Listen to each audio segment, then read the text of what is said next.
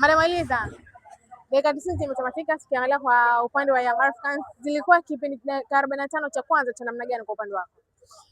Ni dakika 45 ambazo zilikuwa ni ngumu, lakini kwa mwalimu zilikuwa ni za kusoma mchezo, na ndio maana umeona ametoka dakika 45 za mwanzo akiwa hajaruhusu goli na akiwa hajapata goli. Hayo kama mimi siwezi kupata goli dakika 45 za mwanzo kwa kuwa siwajui wapinzani wangu, basi na mimi sitakiwi kuruhusu goli. Ili nitakapokuwa nimezitumia 45 hizi kwa kuwasoma, nitakaporudi kipindi cha pili niwe na mbinu mbadala zitakazoweza kunisaidia mimi kupata matokeo ili tuweze kumaliza dakika 90 tukiwa tumepata matokeo. Amefanya hivyo na ameweza kufanikiwa. Kwa kweli dakika 45 za mwanzo zilikuwa ni dakika ngumu kwa kwetu sisi na hata kwa mwalimu, lakini pia dakika 45 za kipindi cha pili zimeweza kutupatia furaha na hata kwa mwalimu zimeweza kumuonesha nani anayetakiwa kuingia naye na namba gani anatakiwa kuwa anaanza nayo kwenye mechi ambazo zinafuata. Kwa hiyo sidhani kama alivyoanza kwenye hii mechi ndivyo atakavyoanza kwenye mechi inayofuata. Kwa hiyo najua kwamba ataenda kufanyia wapi mazoezi nani usahihi, kwa maana kwamba pale alipokosea leo akiingia kwenye kiwanja cha mazoezi aweze kwenda kupafanyia masahihisho ili atakapokuja kwenye mechi inayofuata kwa maana ya mechi dhidi ya Coastal Union basi ameishapata majibu kwamba kwenye hili eneo ndilo lililosababisha dakika 45 za mwanzo nikashindwa kupata matokeo na mwisho wa siku nikaingia kwenye pressure ya dakika 45 za kipindi cha pili kuingia kutafuta matokeo nikiwa na pressure. Tukiangalia mechi ya leo ilikuwa inaonyesha dhahiri kwamba Young Africans ilikuwa inahitaji kweli namba 10 na leo mmeweza kumtambulisha Stefan Aziz Ki kama namba 10 ambaye alikuwa mrefu wake paka umezuzua. Kurejea kwa Stefan Aziz Ki inaiongezea nini Young Africans katika msimu huu? Mimi nadhani kila mtu anajua uwezo wa Aziz Ki tangia akiwa ASEC Mimosas akaja Young Africans mpaka anaondoka kwenda Wydad na hatimaye akatimkia Libya. Kila mtu anajua uwezo wake. Namba zake huko Libya amecheza mechi 11, magoli 8, assist 3 kama sio. Kwa mantiki hiyo ukiziangalia hizo namba zake unagundua sio namba mbaya, bado alikuwa na mwendelezo mzuri kutokea ametoka Young Africans. Kwa hiyo mimi nina imani kwa safu ile ya ushambuliaji ambayo imesajiliwa na Young Africans, kwa maana kwamba namba 7 Kangwanda, namba 11 Zakwani, namba 9 Shamilile, namba 10 akija kukaa Aziz Ki, maana yake naenda kuona magoli au naenda kuiona safu ya ushambuliaji itakayokuwa hatari kama safu ya ushambuliaji iliyokuwepo kipindi cha Gamondi. Haikutegemea namba 9 safu ya ushambuliaji ya Gamondi, ilikuwa inategemea safu yote ya ushambuliaji kuweza kuhakikisha inapambana na inapatia Young Africans matokeo. Ndio maana ukuta Mudathiri ana magoli 10+, Bakome ana magoli 10+, Mzizi ana magoli 10+, Max Nzengeli magoli 7 na kuendelea. Yaani kila mtu ilitengenezwa safu ya ushambuliaji ambayo ilikuwa inagawanya magoli na sio kumtegemea striker mmoja. Kwa mantiki hiyo Aziz Ki kwenye huo mfumo alikuwepo. Kwa hiyo anajua nini ambacho Young Africans inahitaji, amerejea na mpira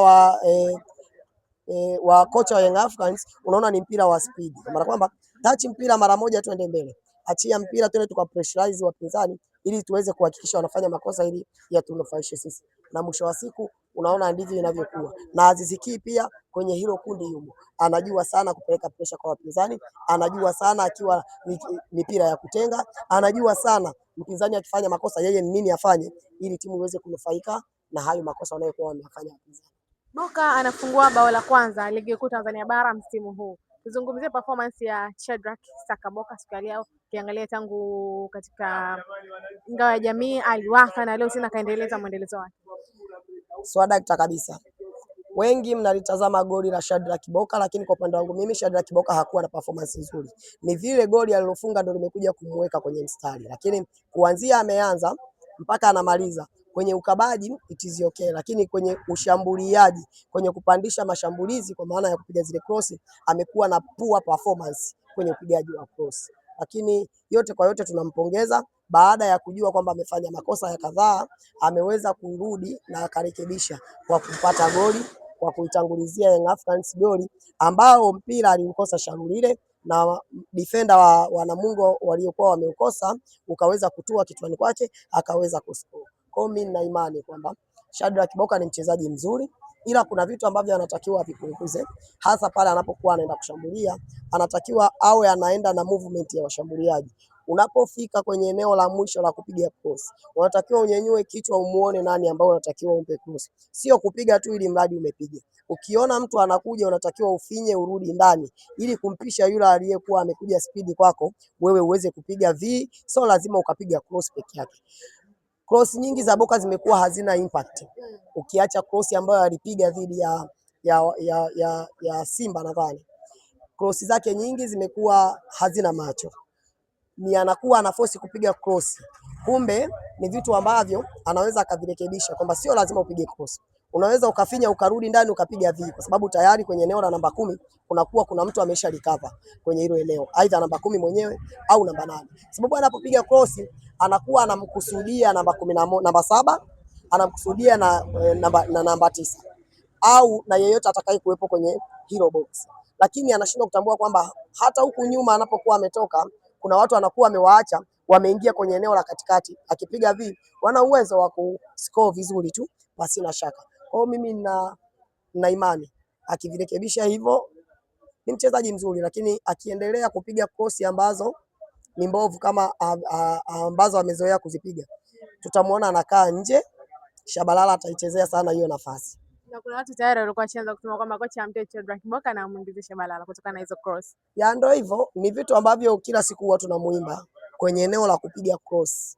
Ni eneo ambalo huwa linamshinda, linamchanganya, hawezi kulitendea haki. Anaweza akaondoka na mpira vizuri, akapasiana na mwenzie, akakaa kwenye eneo, akaomba mpira akapewa, lakini nini anachoenda kukifanya baada ya kupokea huo mpira wa mwisho? Kwa maana end product ya mpira wa mwisho wa Boka huwa ni nini? Unagundua kabisa end product yake huwa ni mbovu. Kwa hiyo yeye, hivyo ndio vitu ambavyo anatakiwa avirekebishe. Ni vitu vichache sana, lakini yote kwa yote sisi tunashukuru timu yetu, tunashukuru benchi la ufundi kuhakikisha kwamba wanaanza pale walipoishia msimu uliotamatika ili kuweza kuangalia ni jinsi gani wanaweza kufanya ili kulitetea taji lao. Ukipitia mtandaoni maneno mengi yalikuwa kwa baadhi ya mashabiki wa Young Africans wakimtaka kocha afanye hesabu kwa Shaulile baada ya kukosa nafasi ile ya mwanzo kabisa ya wazi. Kuna wengine wanaona kama Shaulile anawasubirisha au anawachelewesha kupata ushindi. Hatimaye kaanza kufunga bao lake la kwanza katika ligi kuu Tanzania bara mchezo wa kwanza. Umeionaje performance ya Shaulile? Kwa hiyo wangemtoa wamweke nani? Maana kaanza na double striker. Kaanza na Tule, kaanza na Shaulile. Kule benchi alikuwepo nani striker? Unajua mnakuwa mnawasikiliza watu ambao wanaongea kwa mihemko. Mshambuliaji, yani sifa ya kwanza ya mshambuliaji ni kukosa nafasi. Ukishapata mpira we unachotakiwa kuangalia ni kupiga ndani. Ikitokea umefunga itizokee. Ukikosea ndo mwanzo wa kujifunza kwamba nilipiga kwa staili hii nikakosea. Kwa sasa hivi nimepata mpira sitaki kupiga kwa staili hii. Kwa hiyo mimi naamini Shaulile, mimi huwa sitaki kuondoka na watu ambao wanasema kwamba tunahitaji Shaulile afunge sana. Mimi niko tofauti. Mimi nasema sitaki kuona akiingia kwenye pressure ya kufunga. Ile ninachohitaji kukiona ni yeye kuwa sababu ya Young Africans kupata matokeo. Yeye anakuaje chanzo cha Young Africans kupata matokeo? Ni kuwakipo bize mabeki wa wapinzani kuanzia mabeki wawili mpaka watatu. Akiondoka na mabeki wawili mpaka watatu, kwa wapinzani tayari kwa watu 10 wanakuwa wamebaki watu 7. Kwa mantiki hiyo yeye mmoja anakuwa amebakiza kwenye timu yake watu 9 ambao wana uwezo wa kupandisha mashambulizi au 9 au 8 kuhakikisha kwamba wanaweza kwenda kutafuta matokeo. Kama kuna watu 8 dhidi ya watu 7, maana yake kuna mtu mmoja ambaye anakuwa amezidi. Wakati huo mtu mmoja anakuwa amebaki shimoni kwa ajili ya kulinda kaunta zitakazokuwa zinapigwa endapo tukiwa tumepoteza mpira. Kwa hiyo mimi Shaulile naamini ameishafanya makubwa, naamini ana uwezo wa kufanya makubwa, lakini sitaki kuingia kwenye mtego wa kusema kwamba nahitaji Shaulile afunge. Hapana, mimi nahitaji safu ya ushambuliaji itakayoweza kuwa na uchu wa matokeo, sio kumtegemea mtu mmoja. Ukisema kwamba Shaulile anatakiwa kufunga, Mayele anakuja Young Africans msimu wake wa kwanza tulimaliza na magoli 41 na tukiwa na striker hatari ambaye ni Mayele. Msimu wake wa pili tulimaliza na magoli 61. Ya kwanza tulimaliza na magoli 46. Ya pili msimu wake wa pili wa Mayele magoli 61. Hapo tuna striker hatari. Alivyoondoka Mayele msimu uliofuata tulimaliza na magoli 71. Msimu uliofuata tukiwa na Dube tulimaliza na magoli 81. Maana yake nini? Ukiangalia kwenye magoli 71 na magoli 81 yaligawanywa, hayakutegemea mshambuliaji mmoja. Kipindi cha magoli 46 Mayele alimaliza na magoli 16. Kipindi cha Mayele magoli 17 anamaliza kama mfungaji bora, yeye na Saido tulimaliza na magoli 61, yeye akiwa na magoli 17. Kwa nini nimezungumza hivyo? Kwa sababu unapokuwa unamtegemea mshambuliaji, maana yake namba 7 anatakiwa ampe cross mshambuliaji, namba 11 anatakiwa ampe cross mshambuliaji, namba 10 anatakiwa apige penetration kwa mshambuliaji. Hakuna beki atakayekuwa anakuangalia tu wewe muda wote, mshambuliaji wewe, kwamba unamfunga wewe tu. Mshambuliaji hatari duniani ni Erling Haaland, na ndio mshambuliaji anayeongoza kwa kukosa nafasi duniani msimu uliotamatika. Wa kwanza Erling Haaland, wa pili Kylian Mbappe. Na hao ndio washambuliaji ambao nakutajia, hakuna timu isiyotaka kufanya nao kazi, hakuna kocha asiyetaka kufanya nao kazi. Sasa unaniambiaje kwamba Shalulile kukosa nafasi tayari useme kwamba eti hamna kitu?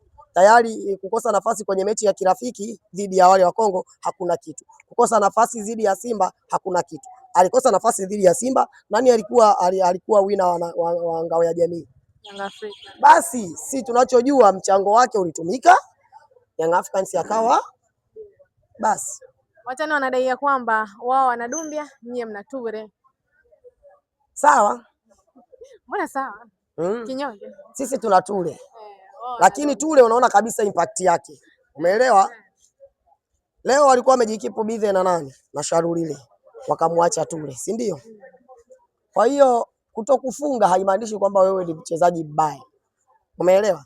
Lakini sasa kuna zile yule wa upande wao, yule Victor Simuoni wao, hata kutuliza mpira hajui. Hawezi. Mimi nakwambia wao hujafuatilia mazoezi yao waliokuwa wanafanya kule Rwanda. Hata ile kutuliza, kuna mpira walikuwa wanarushiana na Rushaini. Hata ile kutuliza hajui. Sasa wewe utaanza kubishana naye. Mmeweza kuondoka na ngao ya jamii na leo mmepata alama 3 mechi ya kwanza ligi kuu Tanzania bara. Inamaanisha nini kuelekea muendelezo wa ligi kuu? Kwamba tunahitaji kutetea ubingwa wetu. Tumeanza na ngao ya jamii, tumeitetea. Tumekuja mechi ya kwanza ya ligi, tumeondoka na alama 3. Kwa hiyo ni kinachotakiwa, tunachokitaka ni kuhakikisha kwamba kila mechi tunayokuwa tunacheza tunahakikisha tunapata pointi 3 zitakazoweza kutufanya sisi tuweze kutetea ubingwa wetu. Shukrani sana.